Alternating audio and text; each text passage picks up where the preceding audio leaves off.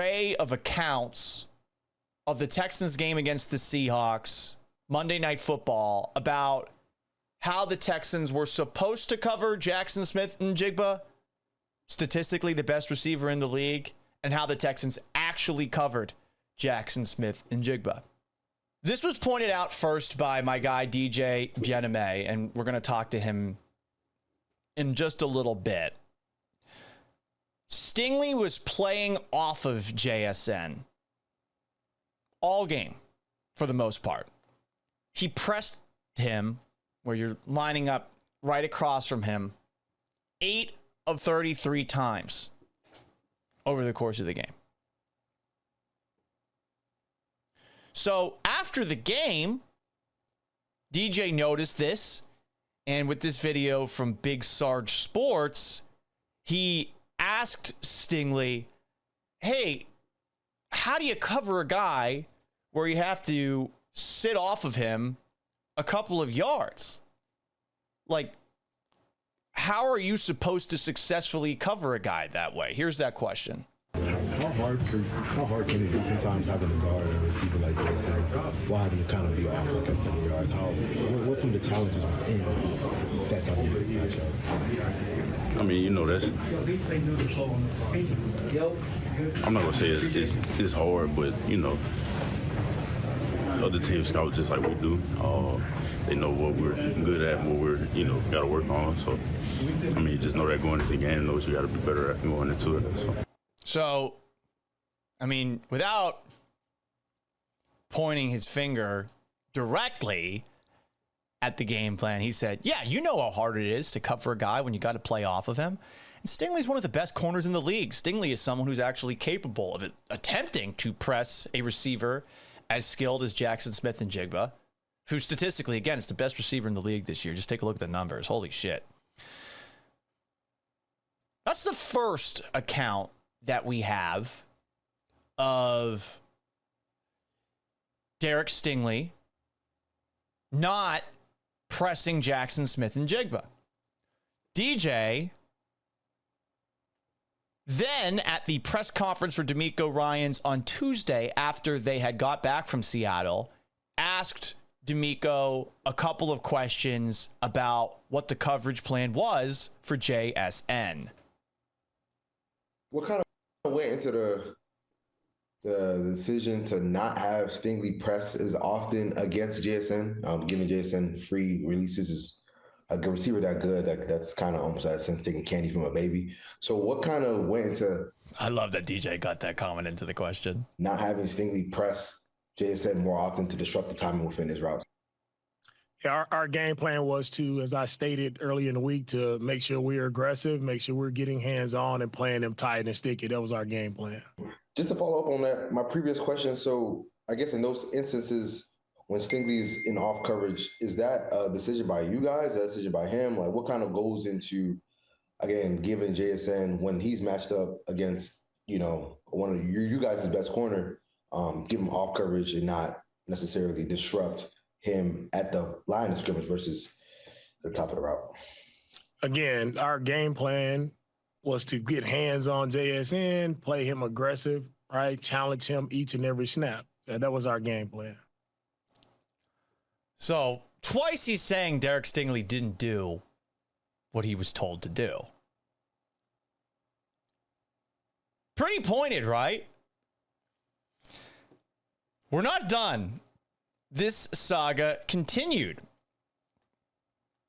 Landry Locker, SNL, The Locker Room on YouTube, subscribe, rate, review, all that jazz. I listen to that podcast just about every single day. I think they do a fantastic job of covering the Texans. Houston football with Cody Stutes as well.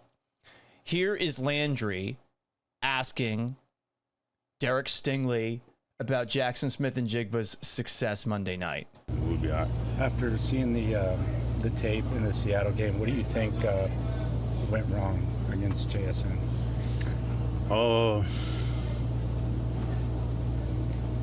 We just gotta communicate.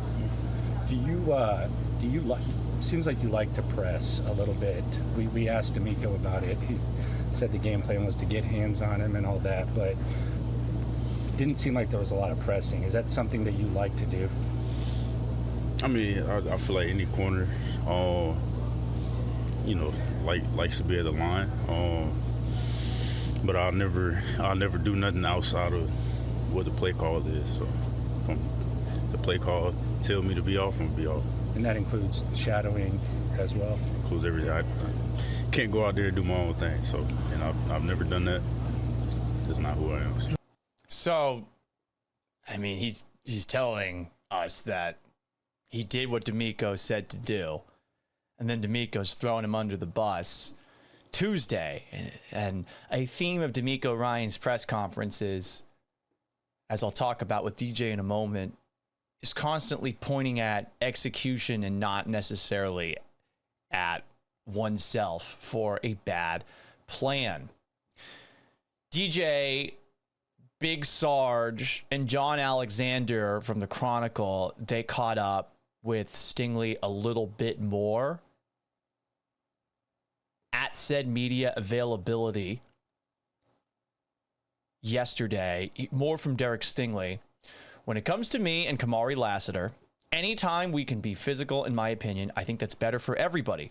But at the end of the day, we still got to do our job when we're in off coverage.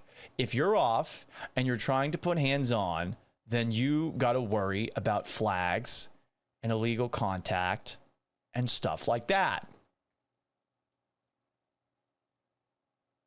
So clearly some disagreement. Clearly some miscommunication, which we've talked about already. Why was it that Kaimi Fairbairn didn't kick the ball out of the back of the end zone or out of bounds? DeMeco threw him under the bus as well after the game. What's going on that front? Why is there a clear disconnect between some players and the head coach of the team? Maybe the defensive coordinator can shed some light on this. Cody Stutes asked Matt Burke a question about press or no press gate, whatever the fuck we want to call it.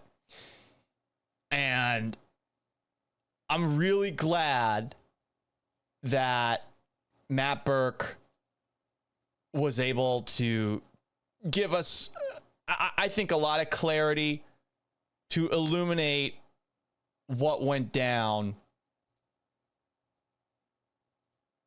in Monday Night Football. Here is the defensive coordinator now calling plays for your Houston Texans.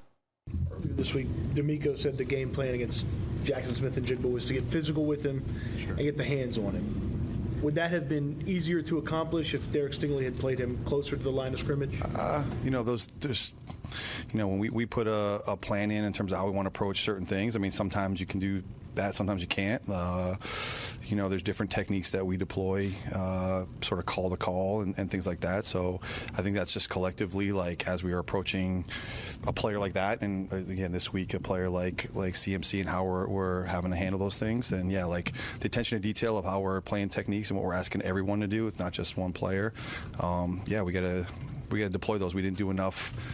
We made some big plays last week, but we didn't do enough in some of the other areas to win that game. I mean, a lot of clarity right there. You're probably thinking to yourself, what the fuck did he just say? I sure was when I read the transcript. Do you want me to read the transcript? Those there's, we put a plan in terms of how we want to approach certain things.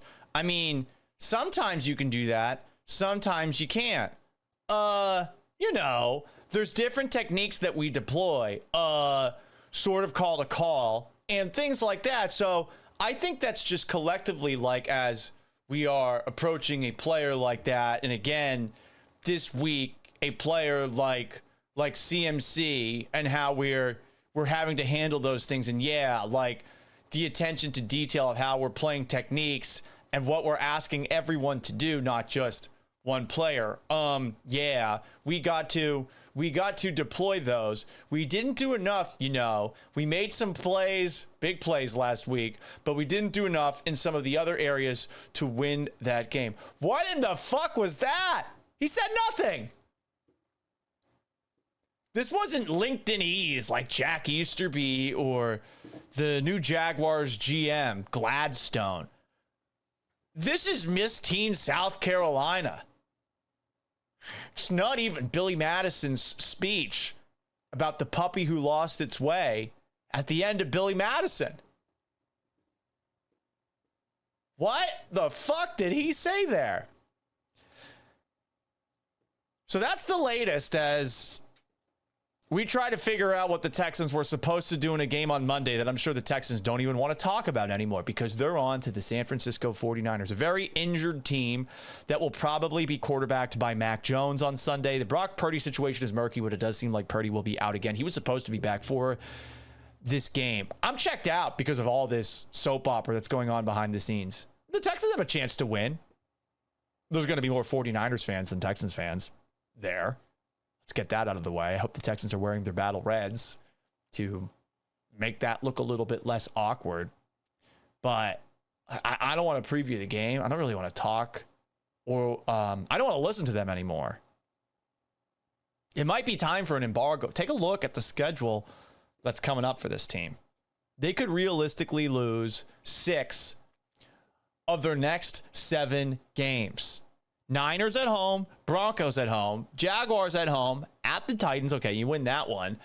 Bills, short week on a Thursday night game, at the Colts, at the Chiefs. I mean, fuck. They realistically could lose 6 of 7.